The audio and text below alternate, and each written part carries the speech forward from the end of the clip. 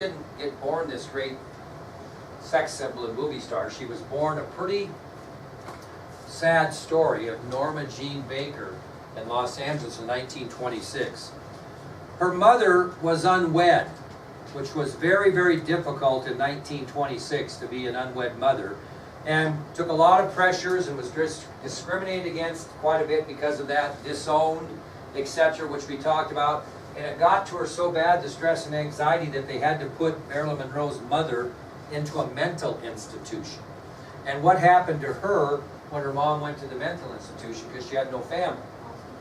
She went to foster care. She kind of bounced from foster house, foster home to foster home to foster home. She just was a product of the system, did not have a very positive life. So her mother was unwed, which was very difficult in the early 1900s. And because her mother was put into a mental institute, it forced Norma Jean Baker to live in various foster homes. So how'd she avoid going to any more foster homes? What'd she do at the age of 16? Nope. What? She got married. She got married. And she married 21-year-old James Doherty, not because she loved him, but simply to get out of going to another foster home. So at the age of 16, she marries a 21-year-old man by the name of James Doherty, which wasn't horribly unusual at that time period in history, that young.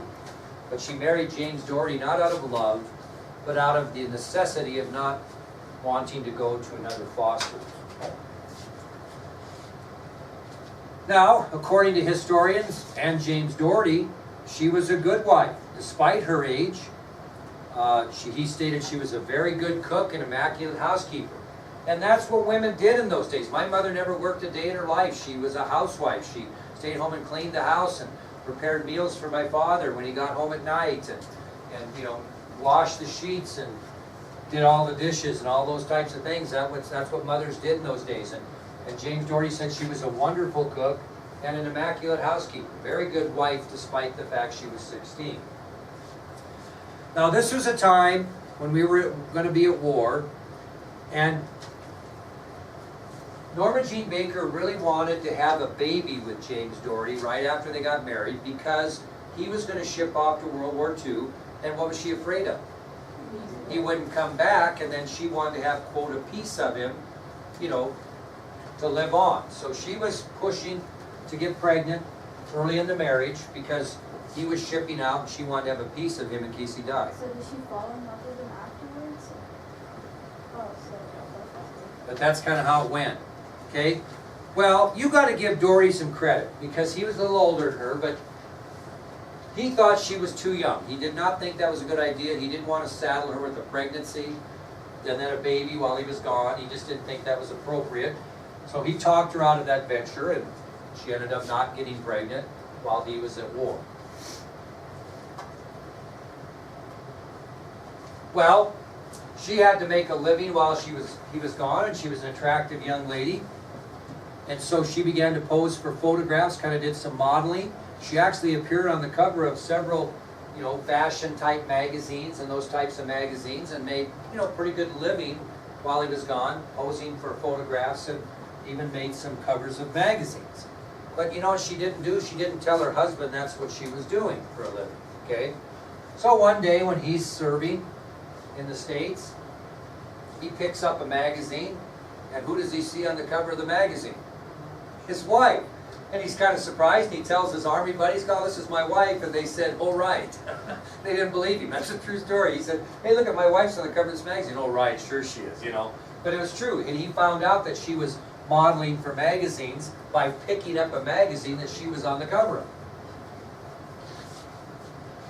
Well, sometimes war and being separated, especially when someone's 16 and you're 21, doesn't work very well. And so poor James Doherty, received the old Dear John letter.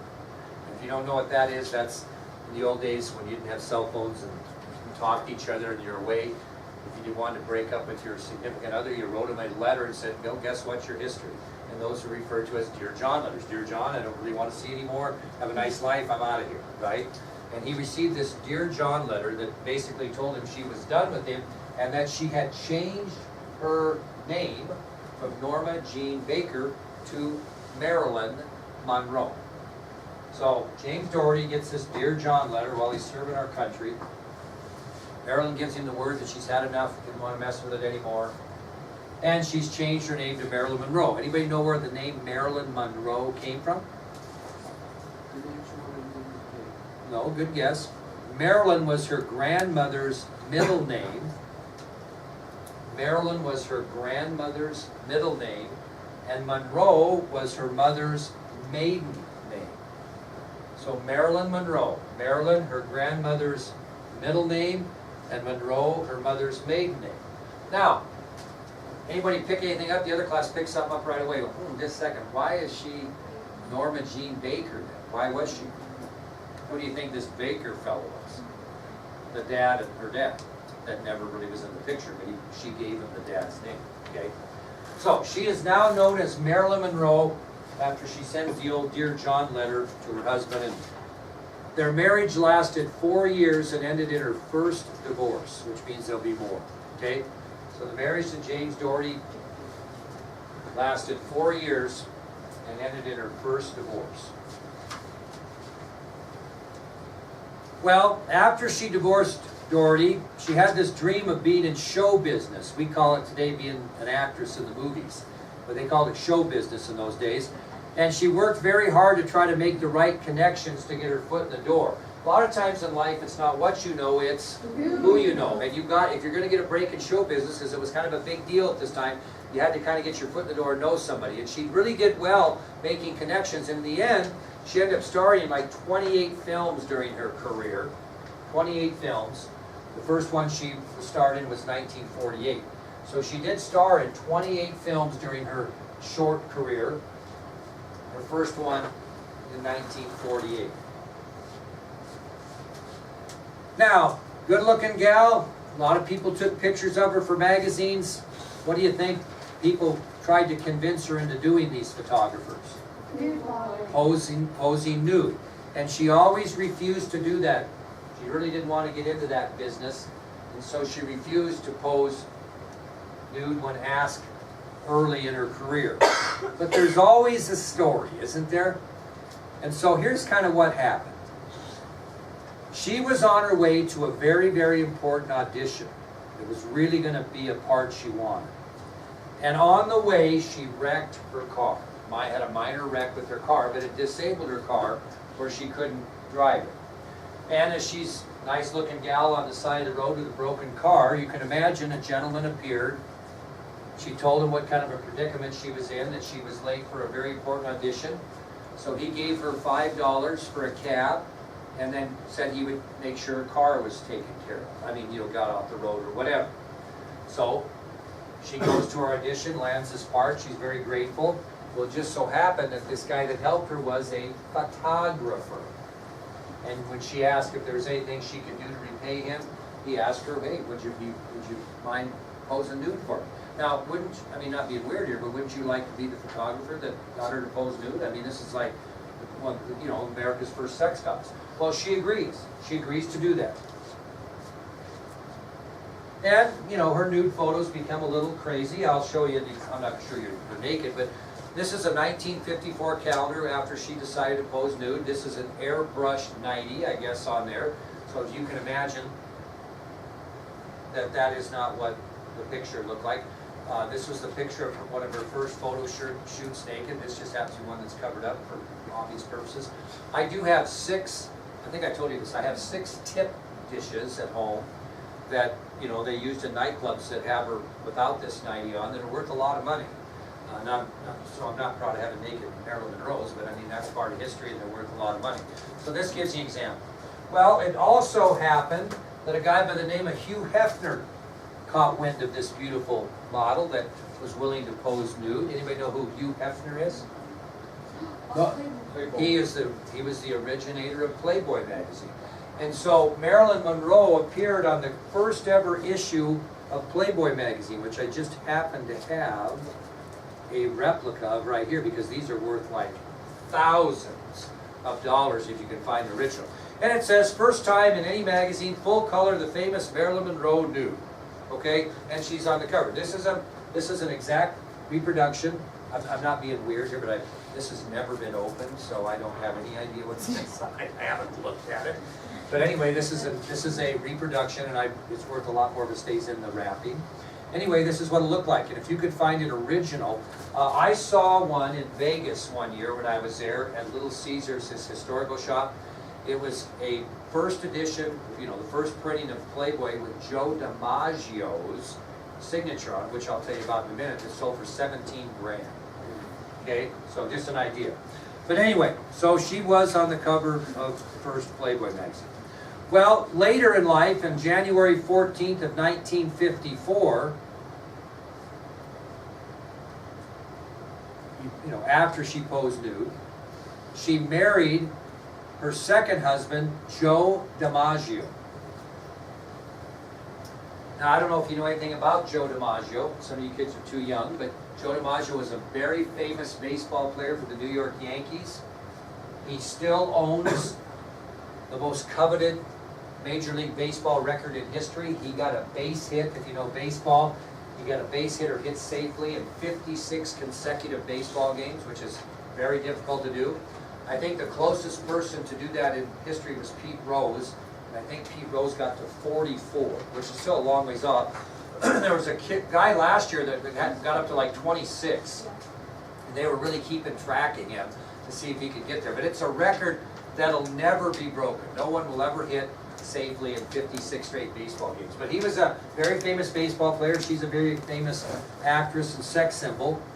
And because of their careers, their marriage did not last long. They divorced on October 27th of 1954. So they were not even married a year, right? Okay? And it was their careers that did it. And I got to tell you that DiMaggio just became increasingly annoyed with the phoniness of the movie industry. He just thought it was a bunch of politics and phoniness. And he didn't like his wife being put into these blonde, sexy, bombshell roles. It'd be kind of difficult to be married to America's sex goddess, right? Well, their marriage was kind of not good. And she was filming a movie called The 7-Year Itch. And it was going to be filmed in New York, and of course that's where he played, and he originally wasn't going to go to watch her film, but he thought, maybe I'll show up and we'll kind of try to get this straightened out and kind of get along a little better. So he goes to the set and watches, her performing, so to speak, or filming in this 7-Year Itch. Well, you may have seen this, and we could probably find it, but that's the old famous picture in which Marilyn Monroe in her dress was standing over a subway grate. And when you'll see in Washington, D.C., we'll walk over these subway grates, and the hot air comes up from the subway, and it blew her dress, kind of up for 2,000 people to see that were there. And she, kind of playfully pushed it down, and her shapely legs and her, well, I don't know. Her shapely legs and her pantyhose and all, or panties, not pantyhose, but panties showed, and he was just appalled. He was absolutely embarrassed. And that was kind of the last straw, right? You've heard that comment before. And shortly after that, he stormed off, and he yelled out in front of all those people, "What the hell's going on here?" And he was just very angry. And very shortly after that publicized event, the two filed for divorce and divorced. Now, I will tell you that historians will tell you, and I think it's very clear, that Joe DiMaggio and Marilyn Monroe never quit loving each other. Their careers just didn't make it work. Historians say he loved her his whole life, but it just didn't work. Well, she marries for a third time in 1956. This might be a familiar name for some of you kids in English or kids in speech and debate. She married a playwright by the name of Arthur Miller. Yeah, very good. In 1956, and their marriage wasn't a whole lot better, to be honest with you. And they divorced in 1961, so they were only married like 5 years. And again, careers get in the way, and who would want their wife to be the sex symbol, where you see pinups of her all over every GI's locker in the war, you know what I mean? It would be a difficult thing.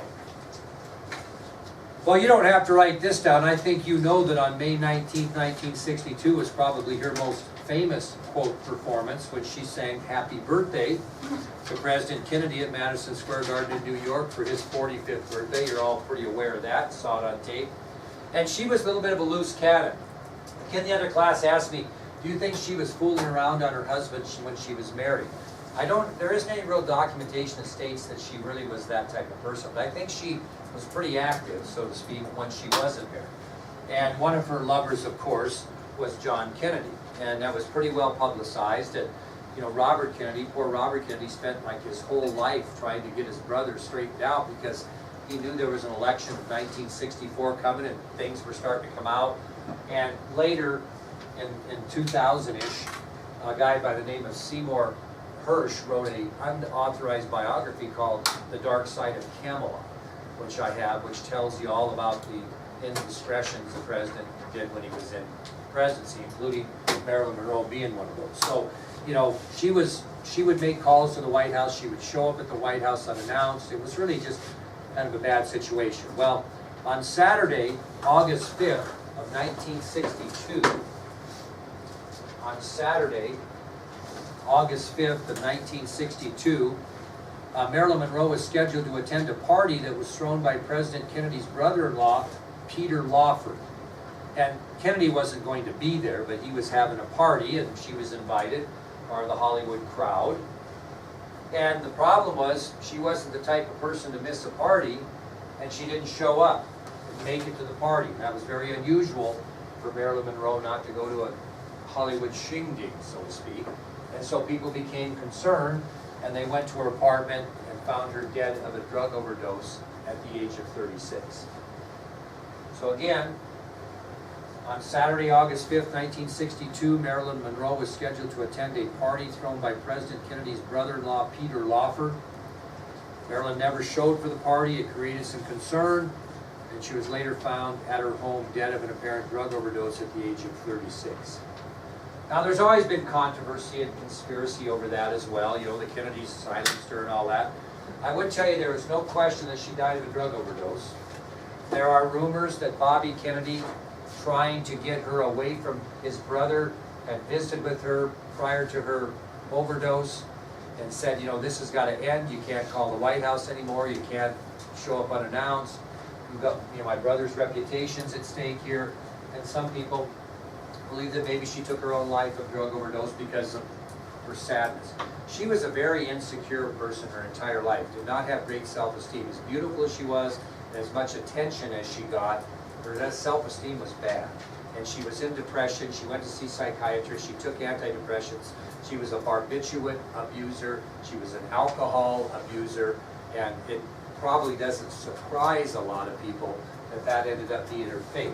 But how it happened or the details behind it, I have a hard time believing conspiracy theorists and think Bobby Kennedy went over there and overdosed her. I just don't see him doing that. Okay, I think they would have got somebody else to do that, not Bobby Kennedy. So I think you get into conspiracy. But the fact is that she died a very sad, really sad life and didn't have near the self-esteem you would think. Okay, Elton John, I don't remember the year, but he wrote a song about her. And then he later remade that about Princess Diana, Candle in the Wind. If you ever get a chance to look that up on your music list, you can see the original Candle in the Wind, which is about Norma Jean. You'll hear him say Norma Jean. And then he remade that to fit in for Princess Diana when she died in the car accident. So if you're interested in that, you could certainly Google that and find it. Well, with that all said, kiddos, that kind of ends this material. And here's kind of what we got ahead of us. So like I said, we'll have an open note test tomorrow. It'd be worth 150 points, so it's kind of a big one.